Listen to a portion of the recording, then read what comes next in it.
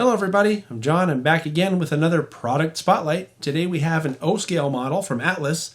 Let's go to the workbench and take a look.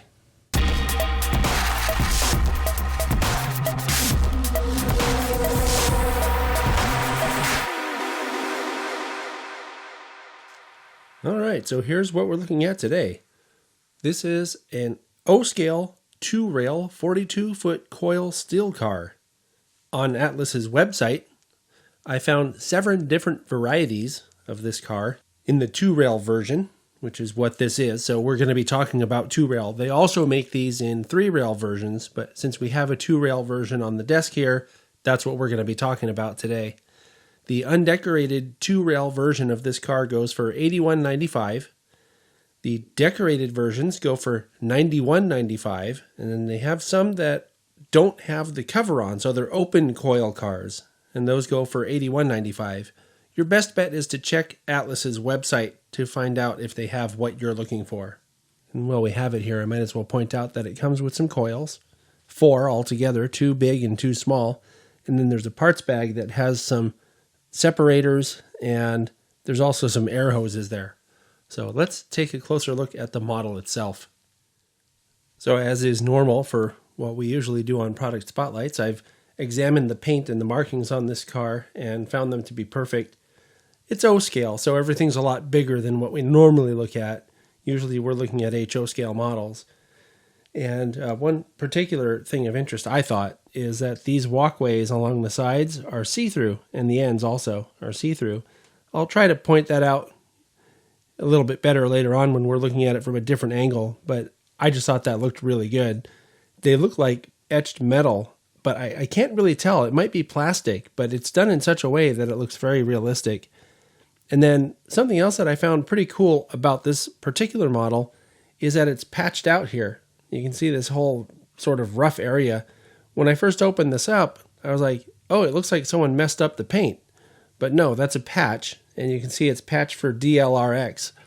I think that these were probably originally for Norfolk Southern because the other identical cars to this have the NS logo along here. I don't know that for sure, and it doesn't say on the website, so I'm kind of making an assumption there. And I also want to mention that this is replicating a 42-foot design that has the fish belly side, which is this part down here that kind of has this distinctive look. It's pretty cool. We're going to look at the end here in a second, but I do want to point out that this is a separately applied wire grab that goes all along the side here that looks really good. And it's also on the end. So let's take a little bit closer look at the end, and we will take a look at the brake end first, like usual. All right, so looking at the end more closely here, you can see that separately applied wire grab that goes across that I mentioned before. Also, obviously, for a model this big, the brake wheel is a separately applied piece. That looks especially good. And you can see there's some chain detail down in here. And I mentioned before that it comes with a parts bag, and that has the air hose, which would be installed down in here. I alluded to this earlier. You can see that the walk is see-through here and here. And like I said, it looks to me like etched metal. I'm not sure that it is, but it looks really good. The A end of the model is similarly detailed with separately applied grab that goes across.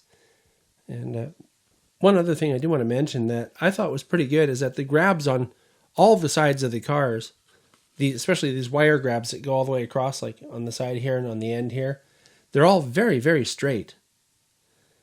Then, of course, you have your normal grabs down here, and just it all looks really good to me.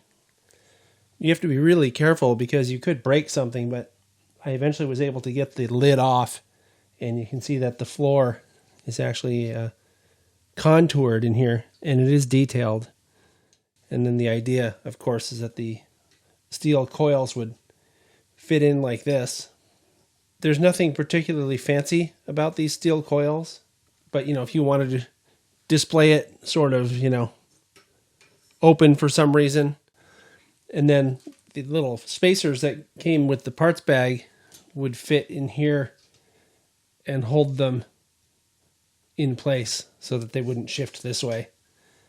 Pretty cool model. Figured since we have the lid off, I could show you how it looks. And you can see from this angle how straight these grabs are that I was talking about before. It's very nicely done. All right, so looking at the bottom of the car, we can see all the brake rigging down in here, which is pretty cool. I don't think they really needed to put that there because you have the fish belly sides obscuring that view, but it looks good. And then with it in this position, you can also see these are metal wheels and body-mounted knuckle couplers. All right, so that's it for this model, and I have to say that I really like it. This is a great model. I kind of like the idea of having the brake plumbing, even though you can't see it with the fish belly sides, and I pointed that out during the spotlight. But just the fact that it's there makes me feel like the model's better because they've paid more attention to detail. I don't know if that makes any sense, but it's a feeling that I get when I see models like this. Something I want to mention is that the lid that covers the load was pretty hard to get off. I think I alluded to that during the spotlight. It was pretty stubborn, and I don't know if that's because my studio is pretty cold out here this time of year, or some other reason. Maybe the paint was a little thick or something. I don't know. I mean, if the paint was thick, it wasn't something that you could see. But I wanted to mention that because if you get one of these and it's hard to pull the lid off, just keep working at it and just be careful. You just have to, hold the bottom by the frame edges and just work it off and be careful. So that's it for this time, and I'll see you next time.